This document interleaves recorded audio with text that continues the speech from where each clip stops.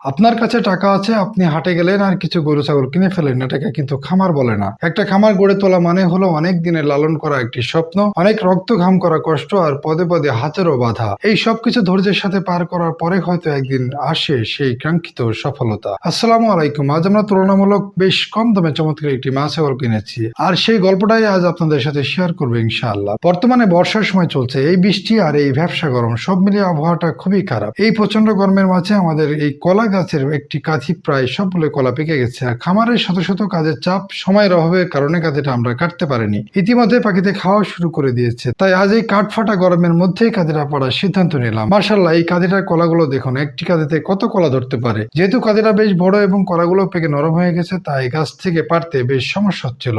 আর এই যাতে কলার গাছগুলো বেশ লম্বা হয়, এই কারণে আমরা ঝুঁকি না নিয়ে একজনকে ডেকে হেল্প নিলাম। উনি ময়ের উপর উঠে কাঁধিটা সাবধানে ছোট ছোট করে কেটে দিলেন, আর আমরা নিচ থেকে নামিয়ে নিলাম। গাছ পাকা কলা আপনাদের মধ্যে কয়জন খেয়েছেন আমি জানি না, তবে আমি সেই ছোটবেলায় একবার খেয়েছিলাম। আজ এত বছর পর আবারও খাচ্ছি। মার্শাল্লাহ, কলাগুলো প্রচুর মিষ্টি হয়েছে। যেহেতু আমাদের এখানে গাছে কোনো রাসায়নিক সার বা বীজ দেওয়া নেই, তাই এই কলাগুলো শতভাগ পিওর এবং সুস্বাদু। আমাদের এই জমিতে কিছু আম গাছ, ড্রাগন গাছও আছে, কিন্তু সময়ের অভাবে আমরা এই জায়গাটা ভালোভাবে পরিষ্কার করতে পারছি না। খামারের কাজগুলো মোটামুটি গুছিয়ে নিতে পারলে আমরা এই জায়গাটা পরিষ্কার করে এখানে একটা মাছের প্রজেক্ট করবো ইনশাল্লাহ। সমন্বিত খামারের অংশ হিসেবে আমরা এখানে ছোট পরিসরে শিং মাছ, কই মাছ এবং তেলাপিয়া মাছ চাষ করার পরিকল্পনা করছি। সকালে আমরা সরাসরি হাটে চলে এসেছি। আজ প্ল্যান ছিল খামারের জন্য কিছু ভালো মানের মা ছাগল কিনবো, কিন্তু হাটে আসলে একটি অদ্ভুত সমস্যার সম্মুখীন হতে হয়। যেদিন আমরা মা ছাগল কিনতে আসি সেদিন হাটে মা ছাগল পর্যাপ্ত থাকে না, আবার যেদিন খাসি ছাগল কিনতে আসি সেদিন পর্যাপ্ত খাসি ছাগল থাকে না। এর মধ্যে আমরা চেষ্টা করছি একটু ভালো মানের ক্রস জাতের মা ছাগল কিনতে, তবে বাজারে আজ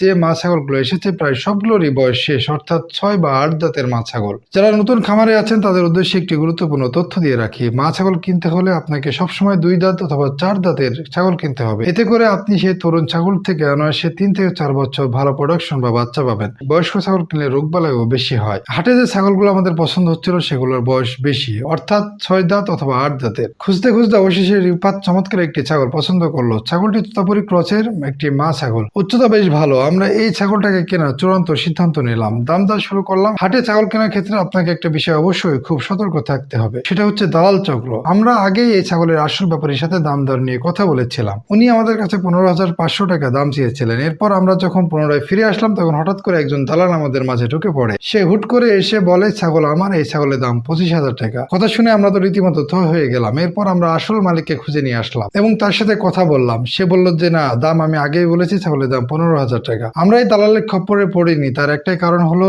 এই ব্যাপারী আমাদের পূর্ব পরিচিত ছিল। পরবর্তীতে দামদার করে আমরা 13,000 টাকায় ছাগলটি কিনলাম। আলহামদুলিল্লাহ, আমাদের ছাগলটা বেশ কম দামে পেয়েছি। আপনারা যদি এই ধরনের ছাগল নাটোর থেকে কিনতে চান তাহলে মিনিমাম 18 থেকে 20,000 টাকায় কিনতে হবে। নাটোরের হাটেও আমি গিয়েছিলাম, সেখানকার হাট নিয়ে আপনাদের অনেক ইনফরমেশন দেওয়ার আছে, তবে সেটা পরবর্তী ভিডিওতে বিস্তারিত বলবো ইনশাআল্লাহ। আমরা খামারের জন্য মোটেও তাড়াহুড়া করে ছাগল কিনছি না, কারণ না বুঝে তাড়াহুড়া করে দ্রুত বিনিয়োগ করলে লসে পড়তে হবে। সবাই আমাদের এই নতুন যাত্রার জন্য দোয়া করবেন, আমরা যেন সফলতার সাথে এগিয়ে যেতে পারি। মনে রাখবেন, প্রকৃতির সাথে থাকলে, প্রকৃতিকে ভালোবাসলে আল্লাহ আপনাকে উজাড় করে দিবেন। আল্লাহ হাফেজ।